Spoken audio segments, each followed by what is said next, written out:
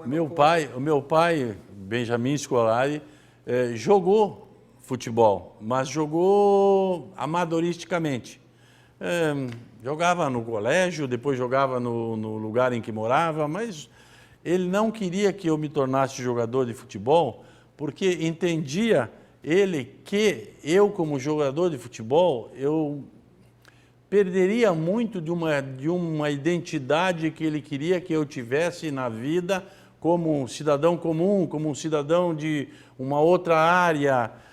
Então, eu fiz a vontade do meu pai, da minha mãe, que era o quê? Estudar, fui fazer contabilidade, fiz contabilidade, fui trabalhar, e quando tinha 18 anos, é que eu disse ao meu pai, agora eu vou atrás de uma coisa que eu gosto, que é futebol.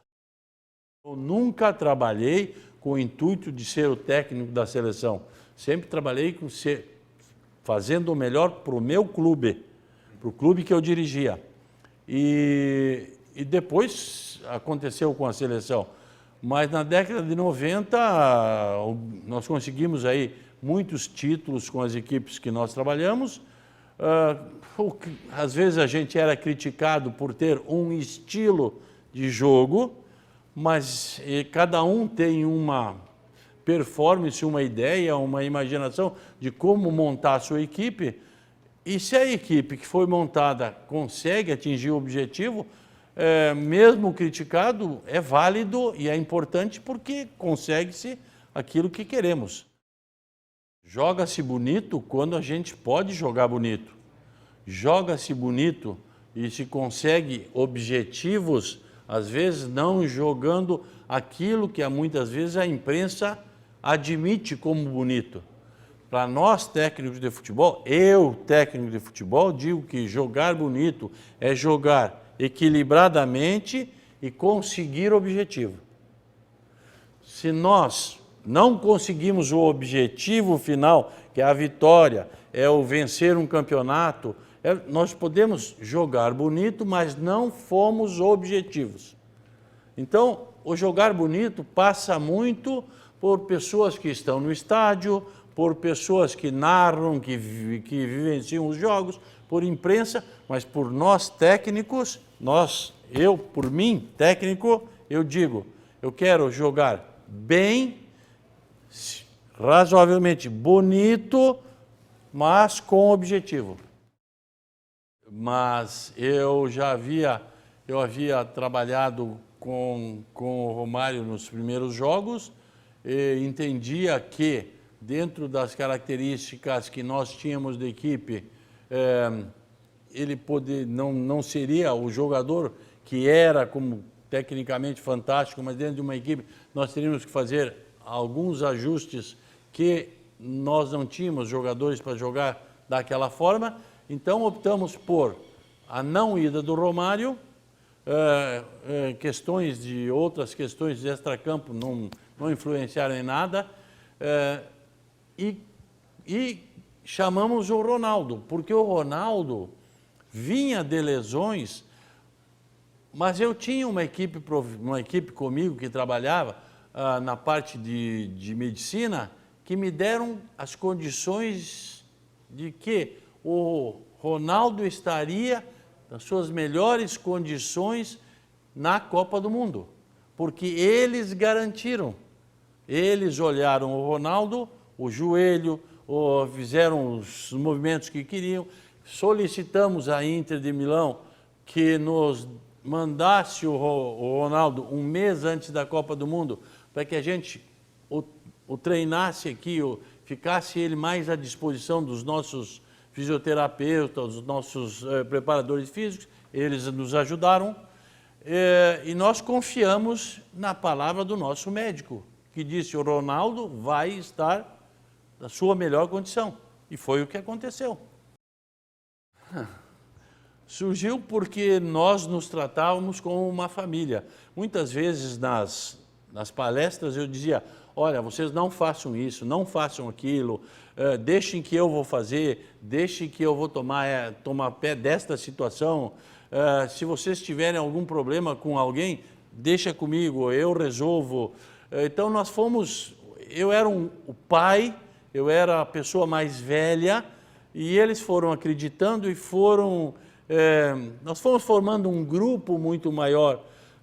Precisamos disso, tá bom, eu vou ceder até esta parte, vocês cedem a esta parte. Nós fomos nos conhecendo e formando um grupo que foi denominado a família escolar. Nós nos tratávamos como uma família, com a devida hierarquia.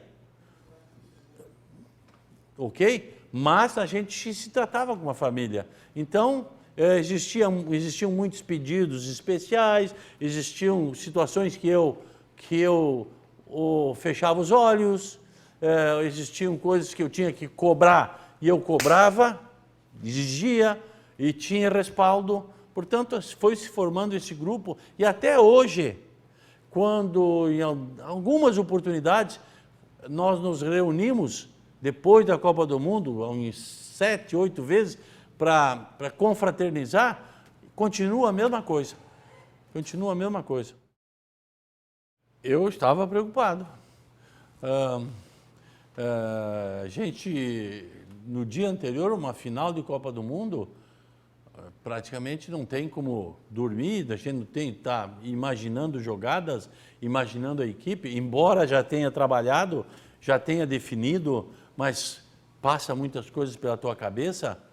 E um lance principal de que eu fiquei mais relaxado foi de que na véspera do jogo à noite, por volta de 11 horas da noite, meia-noite, que já era horário de dormir, no hotel que nós parávamos no Japão, era um hotel muito grande, e eles estavam jogando golfe com uma bolinha improvisada e com os quadradinhos que eles fizeram assim, mas ficticiamente era o golfe, era o buraco, Então eu olhava, mas já é meia-noite, professor, calma, que a gente está tranquilo para amanhã, a gente já sabe o que vai fazer, como vamos fazer.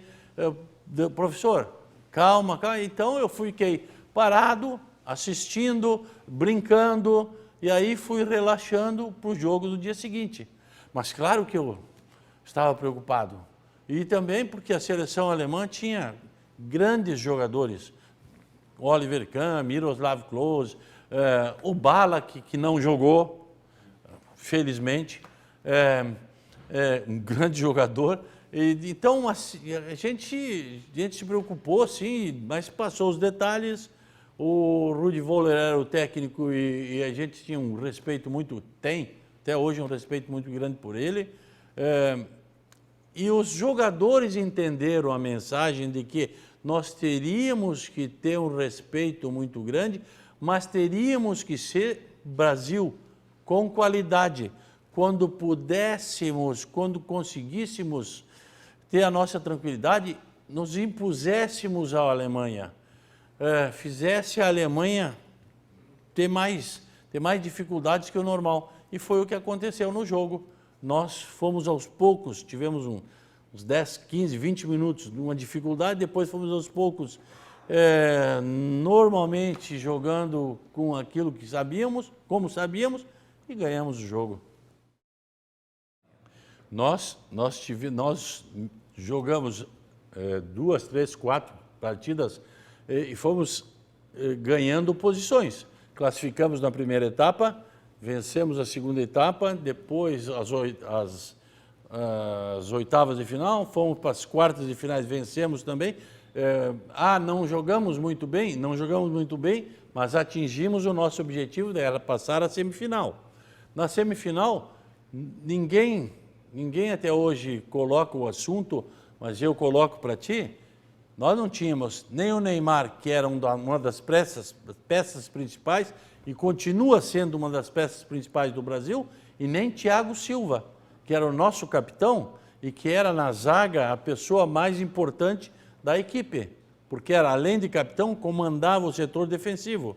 Então nós tivemos 2 desfalques que fizeram muita diferença no jogo. E aí tivemos alguns momentos no jogo seguinte em que descontrole total, perdemos o jogo.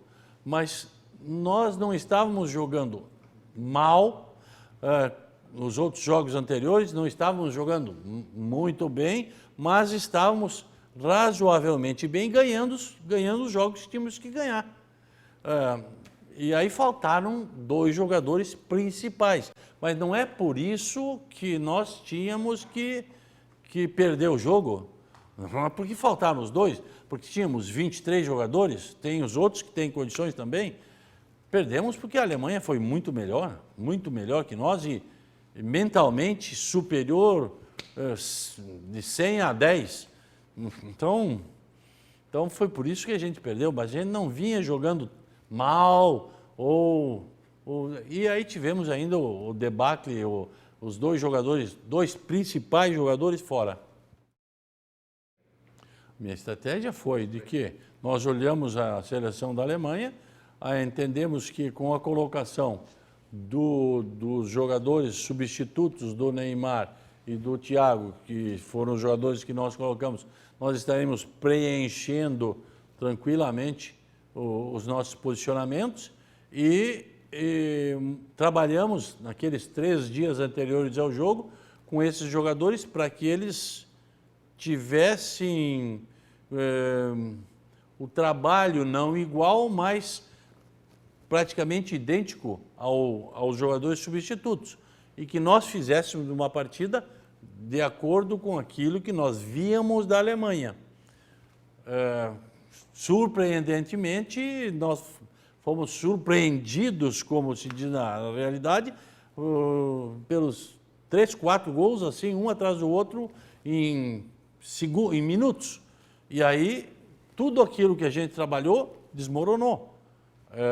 Mas nós fizemos um trabalho normal, equilibrado, durante a semana, os 3 dias que foram antes do jogo, e enfrentamos a seleção como entendíamos que poderíamos ganhar.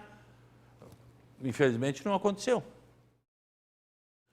Bom, eu estava frustrado, arrasado, abatido, mas aí, como chefe da equipe, eu tentei mostrar a eles de que aquilo era uma situação inimaginável, nós jamais poderíamos estar perdendo de 5 a 0 no intervalo, que dificilmente conseguiríamos fazer algumas mudanças, mas que poderíamos tentar fazer alguma coisa diferente nesses 45 minutos finais para fazer 1, 2 gols, gerar alguma dúvida na Alemanha, para que eles tivessem alguma dificuldade, a gente tivesse mais ânimo, buscasse alternativas diferentes. Tentei modificar um pouco aquilo que era o ambiente de vestiário. Na semifinal, entras para o vestiário perdendo de 5 a 0, é quase impossível da gente conseguir mudar alguma coisa desses jogadores.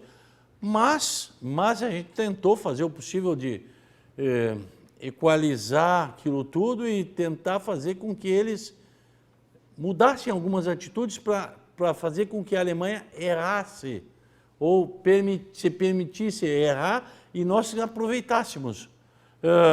Embora o resultado nós praticamente não conseguiríamos virar o jogo ou conseguiríamos os gols, mas tentássemos que, já que aquela situação tinha acontecido, não nos abatêssemos mais, fôssemos à luta com aquilo que pudéssemos. E eu acho que isso foi algo que eles tentaram.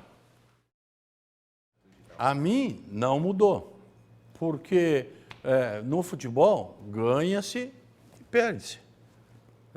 Tem que se saber se quando se ganha foi feito um trabalho bom, como é que foi a tua entrega. Tem que saber se quando perde, como é que foi a tua entrega, o que é que aconteceu.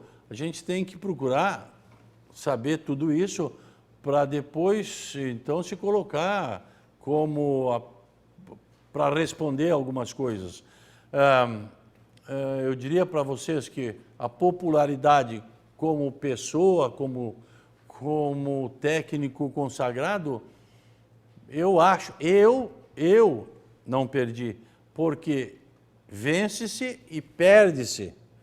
mas as pessoas podem te ver como um perdedor, um vencedor, ou perdeu por isso.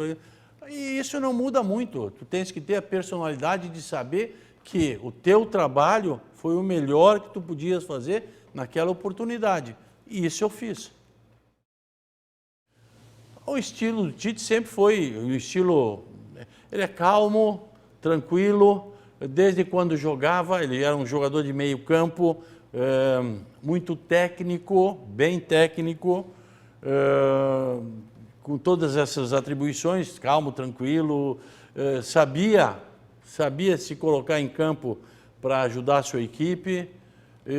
E depois, como técnico, ele desenvolveu o nosso sistema, praticamente, que é do sul do país, porque nós somos do sul do país, e foi acrescentando algumas características próprias para se tornar esse grande treinador que se tornou o Tite.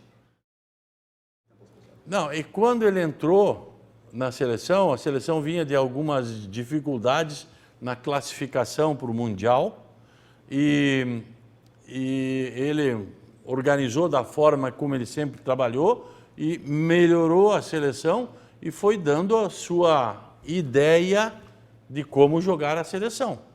E a seleção classificou, a seleção foi ao Mundial, e um Mundial a gente nunca pode dizer que está otimamente, porque o Mundial muitas vezes são jogos eliminatórios e que em um determinado dia aquilo não flui bem e a gente vai mal. Então, mas a seleção, quando o Tite assumiu até esse momento, vem fazendo um trabalho muito bom e acredito que essa sequência que vem sendo dada será benéfico ao Brasil no Mundial de 2022. Eu acredito que o Brasil deverá ser organizado, ter um staff, uma comissão técnica boa, com bons pensamentos, com um trabalho qualificado e ter bons jogadores que vistam a camisa do Brasil, sintam-se honrados com o Brasil, com a camisa que veste e deem mais do que já deram até o momento. Se empreguem mais, se dediquem mais, queiram mais, sonhem mais, participem mais, sejam criativos, improvisem. Quero que aconteça tudo isso para que nós possamos ser campeões de novo brevemente. Eu acho que o Brasil atualmente tem uma boa equipe, passará pelas eliminatórias e terá a condição de montagem dessa equipe com um trabalho de 4, 5, 6 anos já sendo seguido, com um pensamento idêntico sendo seguido por todos esses atletas, que chegará ao Catar em excelentes condições. E como eu quero dizer a vocês, a primeira fase no Catar não é problema. A primeira fase para qualquer equipe não é problema. O problema são depois as outras fases, porque serão jogos eliminatórios. E esses jogos eliminatórios, muitas vezes, num dia, tem um jogador, 2 jogadores, ou tem determinados lances que influenciam de tal forma que a gente pode cair fora de uma Copa do Mundo. É aquele dia que não dá certo. Então, espero eu que nos Jogos do Catar, o Brasil, passando a primeira fase, as outras fases nós não tenhamos essa dificuldade que nós já vivenciamos com outras seleções, com as minhas seleções, o Tite com a seleção dele também, e tomara que nós tenhamos então uma seleção jogando a cada eliminatória no seu ponto melhor. E aí a gente passando, chegando numa final, a gente vai ganhar.